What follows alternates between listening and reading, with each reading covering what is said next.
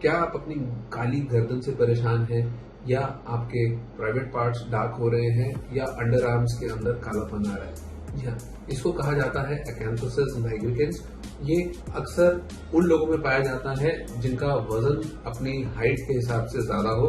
اگر آپ کا باڈی ماس انڈیکس زیادہ ہے، اگر آپ موٹے ہیں، اگر آپ بہت چینی کھاتے ہیں یا اگر آپ کے فیملی کے اندر ڈائبٹیز کی ہسٹری ہے تو آپ کو اکینتھوسس نائگریکنس ہو سکتا ہے.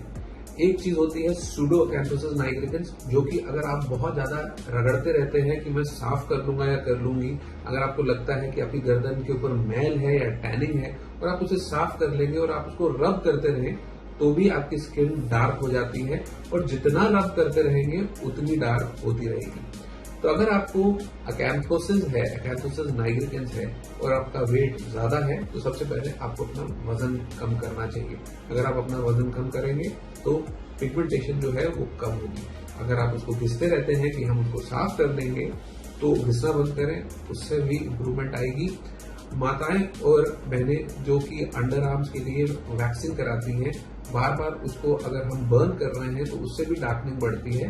تو ان کے لیے یا آپ شیو کرنا شروع کریں یا لیزر ہیئر ریڈکشن کرا سکتے ہیں کہ وہ اور ڈارک نہ ہو. اب سوال آتا ہے کہ اکینتھوسس نائگریکنس کے لیے ہم کیا ٹریٹمنٹ کر سکتے ہیں. ان میں لگانے کے ٹریٹمنٹس ہوتے ہیں، کچھ کھانے کی گولیاں ہوتی ہیں، اور اگر آپ کو بہت زیادہ امپروومنٹ چاہیے یا پرابلم بہت زیادہ ہے تو پیلز اور لیزر بھی ہوتے ہیں. جہاں تک لگانے کا سوال ہے تو جو کریم آتی ہیں یا جو لوشن آتے ہیں ان کے اندر گلائکولک ایسڈ، کوجک ایسڈ، بوٹین اور کم ماترا کے اندر TCA یا ریٹینول بھی ہو سکتے ہیں. جہاں تک سوال ہے جو ٹریٹمنٹس ہوتے ہیں کھانے کے لیے، جو گولیاں دی جاتی ہیں، جو اورل میڈیکیشن ہوتی ہیں، اس کے لیے آپ کا ڈرماٹولوجسٹ آپ کا ایک سیرم انسولین فاسٹنگ کرائے گا.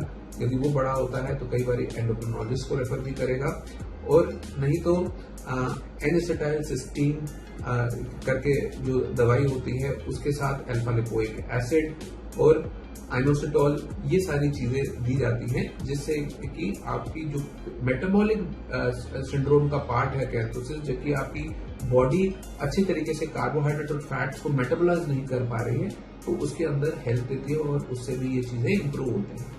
بہت زیادہ اگر پرابلم ہے تو جس طرح میں نے بتایا پیلنگ ایجنٹس جو کہ ڈرماٹولوجسٹ کلینک کے اندر پروسیجرز ہوتے ہیں، اس کے 4-5 سیشن جس کے اندر جو سیف پیلز آتی ہیں وہ کارگر ثابت ہوا ہے. ایسی پیلز جس کے اندر ریٹینولز ہو، ریٹینوئڈز ہو، وہ بھی یوز ہوتی ہیں، اور ہائر کنسنٹریشن کے اندر گلائکولک ایسڈ بھی یوز ہو چکی ہے.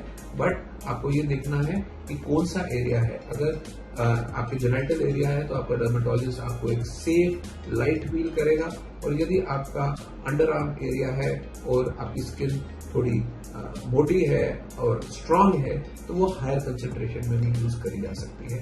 جہاں تک سوال ہے لیزر ٹریٹمنٹس کا، اس کے اندر CO2 فریکشن لیزر اور QCT Nd:YAG لیزر دونوں یوز کرے گئے ہیں. اگر انڈر آرمز کے اندر اسکن بہت تھک ہے تو CO2 friction laser followed by QCT Nd:YAG کرتے ہیں، اور اگر اسکن کی سطح موٹی نہیں ہے، صرف پیگمنٹیشن از اے پرابلم، تو QCT Nd:YAG سیدھا یوز کرا جاتا ہے.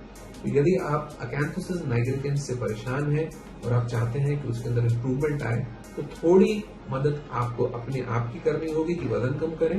باقی مدد آپ کا ڈرماٹولوجسٹ کرے گا جو کہ آپ کو کریمز، اورل میڈیکیشن اور ٹریٹمنٹ کے سہارے ان کو امپروو کرا دے گا. یدی آپ کو ہمارا ویڈیو اچھا لگا تو اسے لائک اور سبسکرائب کرنا مت بھولیں، اور ہم سمے سمے پر آپ کو اسکن لیزر اور اسٹیٹکس کے بارے میں جانکاری دیتے رہیں گے. دھنیہ واد.